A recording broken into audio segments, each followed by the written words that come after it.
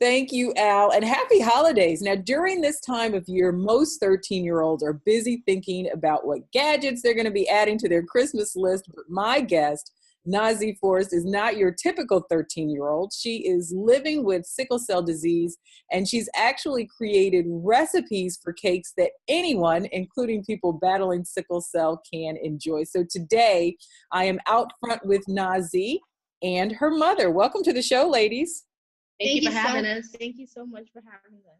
I am super excited. Now, just to set some groundwork, some context, according to the Center for Disease Control, sickle cell affects approximately 1 out of every 365 African American births. And I want to add that not only is Nazi living with sickle cell, but she also has 2 sisters that have been diagnosed with it as well. So, Nazi, let's start with you. Tell me a little bit about what sickle cell disease is and what it's like living with it. Well, sickle cell disease is usually a red blood cells, and they are shaped like round discs. People who have sickle cell disease, though, have red blood cells, and they are shaped like sickles, and they look like almost crescent moons. Oh, wow. See, I didn't even know that. That's fascinating.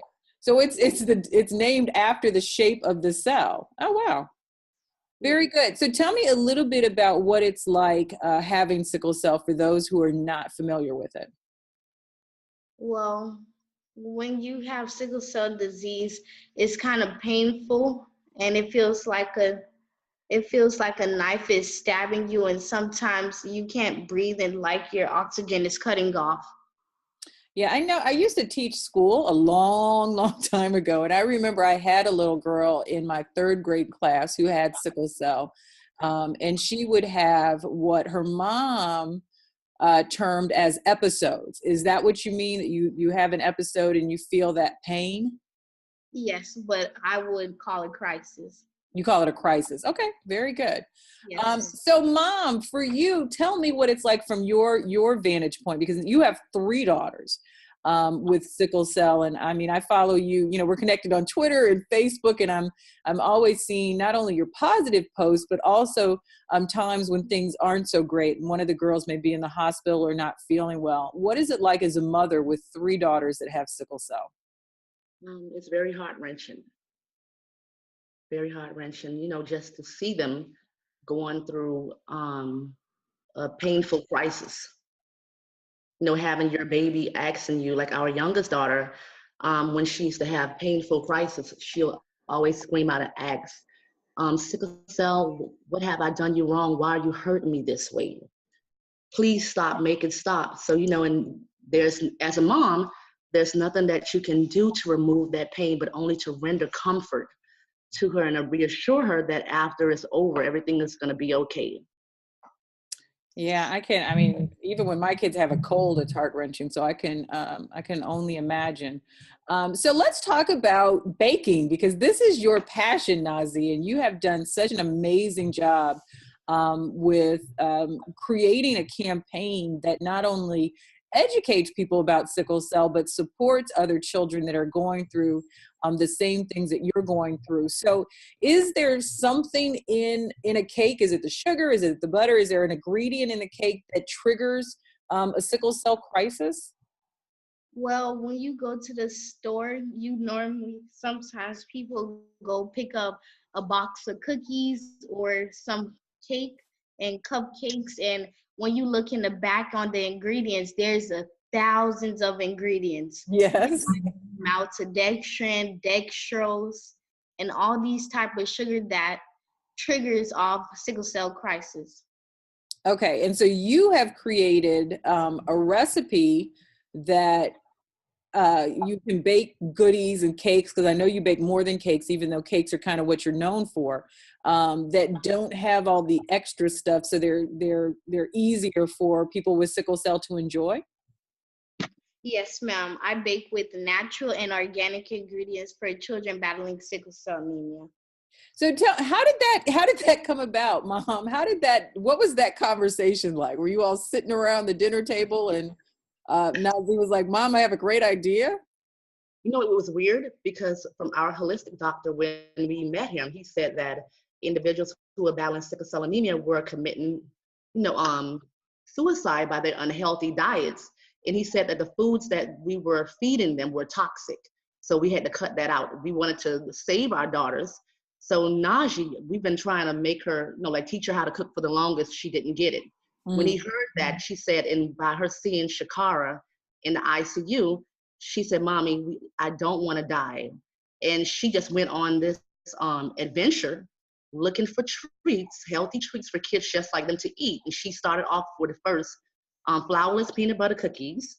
And she just went from there. She started making cheesecake and different things. So I was kind of shocked at first. I thought, like, is she gonna really do it? We were kind of like afraid to allow her to go in the kitchen to bake, but after we seen her with the flourless cookie and we tasted it, it was pretty good. And she just more and more. Her passion grew for it.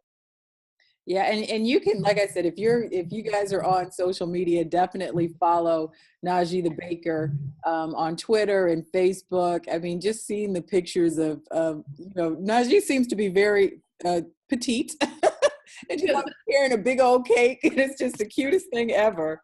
But more than that, your passion to give back to the community and help, I think, is not only inspiring for adults, but I think motivating for children as well, that you can have a passion, you can have a challenge, but you can also do something with that and give back to the community. So tell me about your passion, Najee, for helping other children and adults that are living with sickle cell disease. My passion is that when I make every single cake that I make, all of the proceeds go back to kids battling sickle cell anemia, cancer, all of the autoimmune disease. So Mrs. Forrest, I know that you guys have started a GoFundMe campaign. Tell me what your next initiative is. Our next initiative is for Valentine's Day. This is going to be next year is going to be our third annual, where we go to Joe DiMaggio Children's Hospital, and the kids who are there, we create our TLC package for our children, and we go and share love on Valentine's Day to the kids. But even before that, you all also do a huge Christmas gift giveaway, correct? Oh, yes, we do. I'm sorry. Yes, we do. And you all have a GoFundMe campaign that people can donate in order to help provide Christmas gifts and goodies to children that may not otherwise have any. Exactly. And that is for this December. Absolutely. And so you guys can learn more about Najee the Baker and her sisters and her mom, the whole family. It's like this. It is amazing. I think it's so interesting to see how social media allows people that we may not have heard of before really get the exposure for all of the good stuff that they're doing in their community. So you can go to their website. It's NAZHI the Baker .com, and you can learn more about everything that they're doing. Mrs. Forrest, what advice would you give to parents who have children that are battling some kind of a challenge and want to get involved? How do you encourage them to go ahead and pursue it? I would first encourage them to make sure they look up and remain on a restricted diet for their children, and also not to allow their kids to go on this journey by themselves. To, as a parent, to venture out on that journey with your child, so that you don't walk behind them and they're walking in front, but we can walk this journey side by side, to not allow them to go through it on their own. So like for me, I also had changed my lifestyle, my diet, because of our daughters. I didn't want them to walk this journey by themselves. So I made a major change for the greater for them. Awesome. Najee, do you have any last words before we throw it back to Al? No, that'll be it. Thank you so much for your love and support.